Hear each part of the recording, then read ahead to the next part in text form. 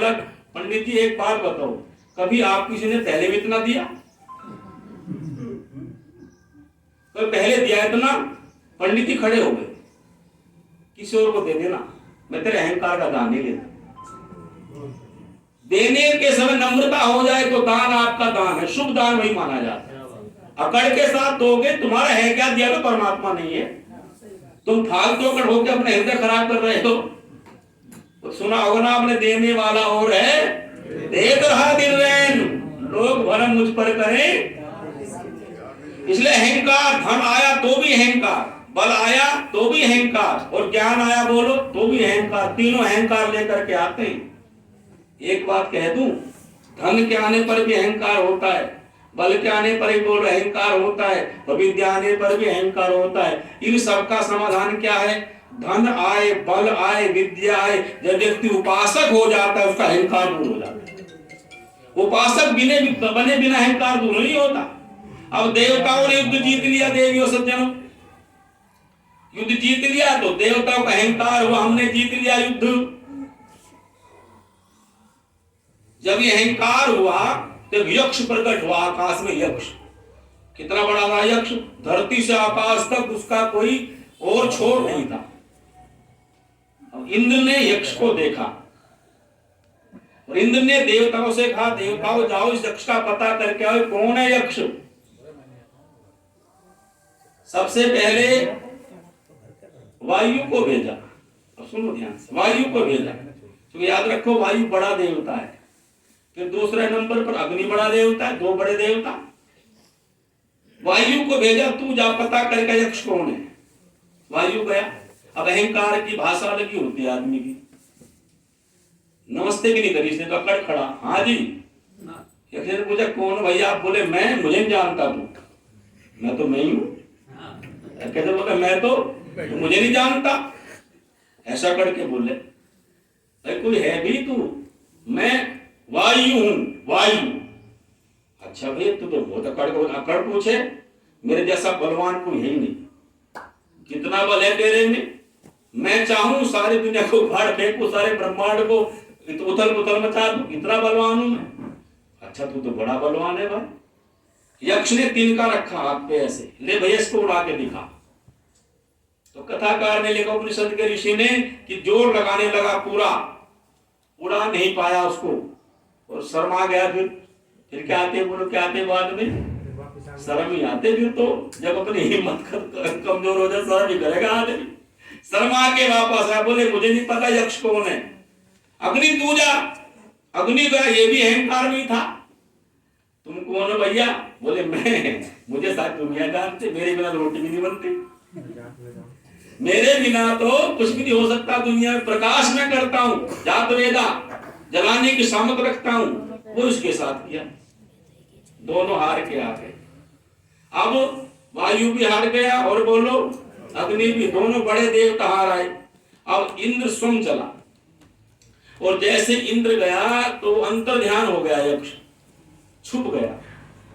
अब इंद्र यक्ष को ढूंढ रहा है, इंद्र यक्ष को ढूंढ रहा। यक्ष मिले नहीं तो उसे एक स्त्री मिली, महिला मिली, लड़की मिली, उसका नाम उमा है। उसका नाम क्या है बोलो? उमा। उसने कहा तुम कौन हो? बोले मैं उमा हूं। इंद्र से कहा मैं कौन हूं? उमा। अच्छा तुमने यक्ष को देखा है?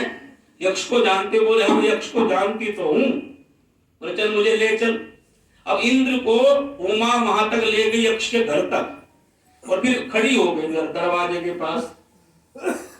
बोले इसमें रहता है यक्ष, यहां रहता है यक्ष। इसने कहा चल आगे। उमा बोली मेरी सीमा यहीं तक है, बस यहां तो तू ही जा सकता है, मैं नहीं जा सकती। एक कथा है, कथा का सार समझ लो 2 मिनट में। देवता हैं शरीर में इंद्रियां, इसलिए इंद्रियों को वेद में देवता कहा है। सप्त देवा, 7 प्रकार के देवता शरीर की रक्षा करते हैं। इन 7 प्रकार के देवताओं में 2 बड़े देवता हैं, एक आंख और दूसरे बोलो कान। आंख अग्नि का प्रतिनिधि है और कान बोलो वायु का प्रतिनिधि है। और ध्यान देना, ज्ञान 2 ही तरीके से प्राप्त होता है मनुष्य को, या तो सुन करके या देख करके। इसलिए जो जन्म से बहरे हैं अंधे नहीं है वो भी ज्ञानवान हो जाते हैं, और जो अंधे और बहरे नहीं है बोलो वो भी। अर्थात ज्ञान प्राप्त करने के दो साधन हैं। अर्थात परमात्मा पर किसी वस्तु को जानने के लिए या तो आंखों से देख के ज्ञान प्राप्त करते हैं या बोलो। इसलिए परमात्मा का दो ही प्रकार काव्य है, एक श्रव्य काव्य है, एक दृश्य काव्य है। दृश्य काव्य मैंने जगत, श्रव्य काव्य मैंने परमात्मा, वो वेद या तो परमात्मा को जगत को देख करके पता चलता है या वेद को पढ़ के पता चलता है।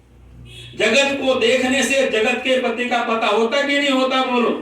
इसलिए या तो आंखों से देख के ज्ञान होता है और या कानों से सुन करके ज्ञान होता है। तो दोनों के दोनों देवता पस्त हो गए। अर्थात सीधा अर्थ है कान और नाक की सामर्थ्य नहीं है जो परमात्मा के आनंद को या परमात्मा को जान सके, क्योंकि दोनों जड़ है ना, कान भी जड़ है और आंख भी।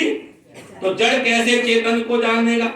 अब जैसे ही ये जड़ हार गए कि हमें नहीं पता चला, हम नहीं देख पाए उसको कौन है, तब उपनिषद ने पता क्या कहा, जिसे कान दे सुन ले वो परमात्मा नहीं है, जिसकी कृपा से कान सुनते उसे जानो। जिसे आंख देख ले वो भी परमात्मा नहीं है, जिसकी कृपा से आंखें देखते उसे जानो।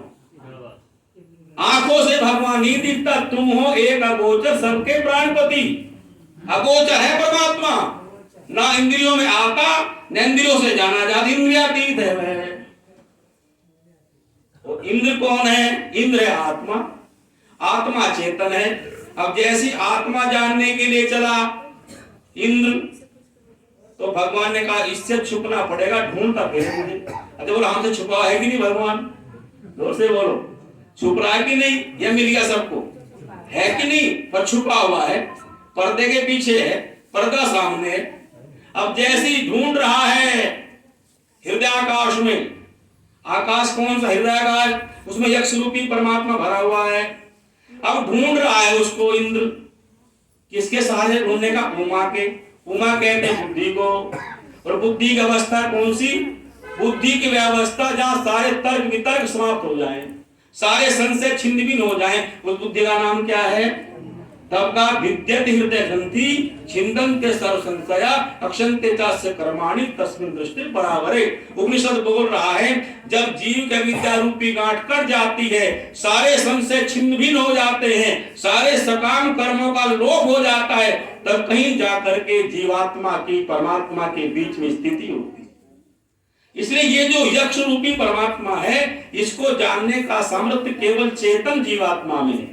ये ध्यान देना, प्रकृति जड़ है, जीवात्मा बोलो सत भी है और चित भी है, पर जीवात्मा के पास क्या नहीं है, आनंद नहीं है। आनंद किसके पास है, आनंद तो केवल परमात्मा के पास है। इसलिए कहा ईश्वर सच्चिदानंद स्वरूप है।